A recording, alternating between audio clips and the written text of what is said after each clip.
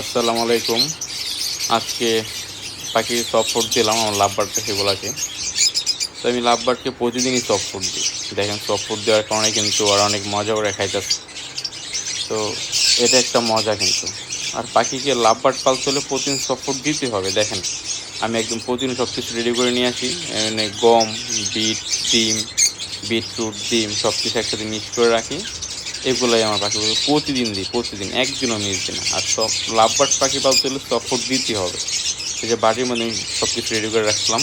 তো দেখেন এই যে আমার পাখিগুলোকে দিলাম যে পাখিগুলো কত মজা করে খাইতেছে। আর যেগুলাতে যে বক্সে বেবি আছে এগুলোকে আগে দিয়ে দিলাম। আর এখন এগুলোকে রেডি করলাম বিভিন্ন সবগুলাকে দিয়ে দেবো। যেখানে বেবি নাই, ডিম নাই, তারপরে প্রতিদিন দিব, প্রতিদিন একদিনও মিস দিব না।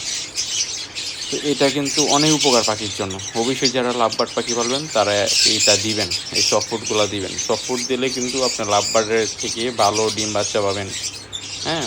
ভালো রেজাল্ট পাবেন লাভবার্ড পাখি থেকে। এবং কি ডিম পারবে, বাচ্চা হবে, বাচ্চা মরবে না।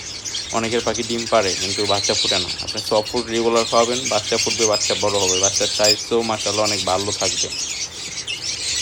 তো প্রতিদিনই দেওয়ার চেষ্টা করবেন সফট ফুড পাখিকে। এটা কিন্তু অনেক উপকার। পাখিকে দেওয়ার প্রতিদিন